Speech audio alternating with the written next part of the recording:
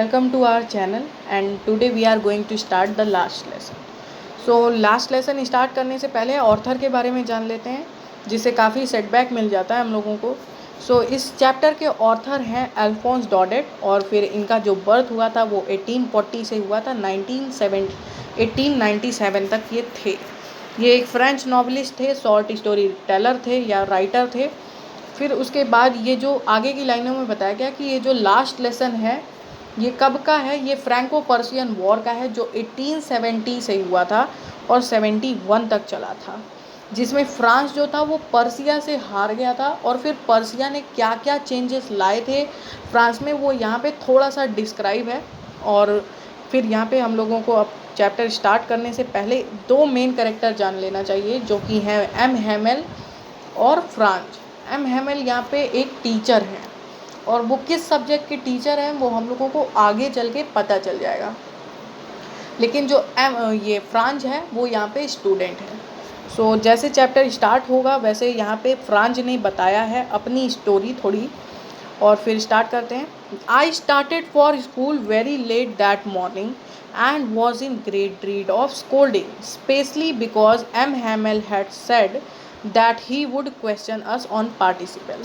So, उस दिन France बहुत देर हो गया था फ्रांस को मतलब स्कूल जाने में और फिर वो बहुत डर रहा था. किस लिए डर रहा था?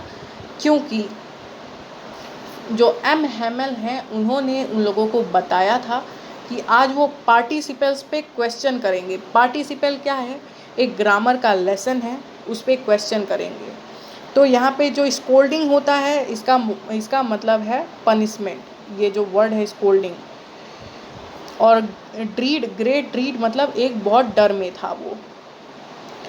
फिर अभी हम लोग आगे बढ़ते हैं. And I did not know the first word about them. अब यहाँ पे फ्रांस ने बहुत मज़ेदार बात बताई है कि उसने कहा कि आज एम हैमेल हमसे क्वेश्चन पूछने वाले हैं पार्टिसिपल पे, पर मुझे कुछ नहीं आता था, एक सिंगल वर्ड भी नहीं आता था पार्टिसिपल के बारे में. For a moment I thought running away and spending the day out of door. कुछ समय के लिए उसको लगा, उसने सोचा कि चलो आज मैं भाग जाता हूँ और पूरा दिन अपना मतलब रूम से बाहर मतलब क्लासरूम से बाहर स्पेंड करूँगा अपना. फिर it was so warm so bright the bird were chirping at the edge of the woods. मतलब वो अब यहाँ पे थोड़ा सा वेदर के बारे में, माहौल को भी यहाँ पे थोड़ा सा बता रहा है कि माहौल की वजह से मैंने ऐसा सोचा. तो वो बता रहा है कि वो उस दिन बहुत वार्म था, बहुत ज़्यादा ब्राइट था वो दिन.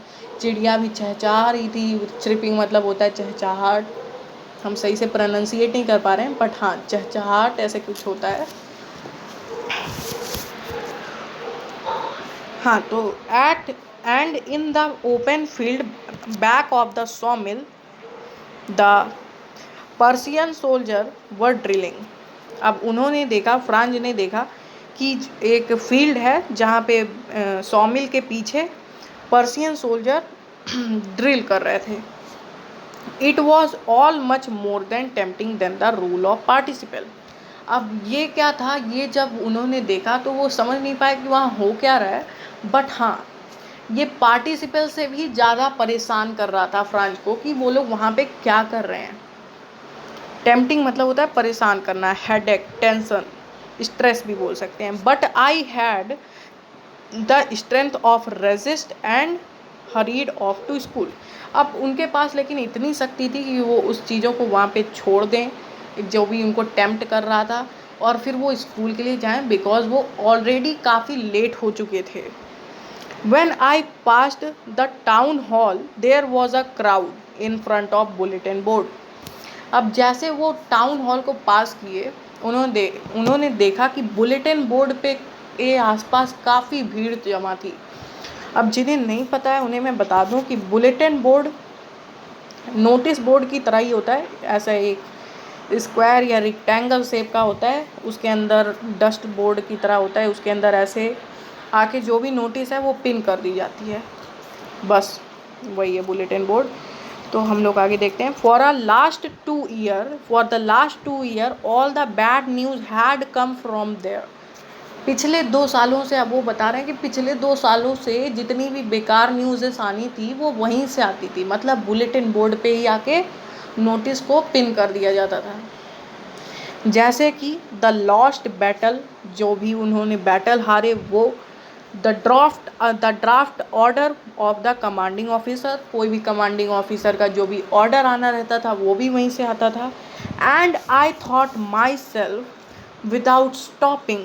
अब उन्होंने, अब वो बता रहे हैं कि वो क्या सोचे जब उन्होंने ये सारी भीड़ देखी बुलेटिन बोर्ड पे, तब वो सोचे कि what can be the matter now, अब क्या मैटर हो सकता है, अब कौन सा मसला हो सकता है जिस चीज़ की नोटिस बोर्ड पे या बुलेटिन बोर्ड पे नोटिस लगी हुई है और इतनी भीड़ है।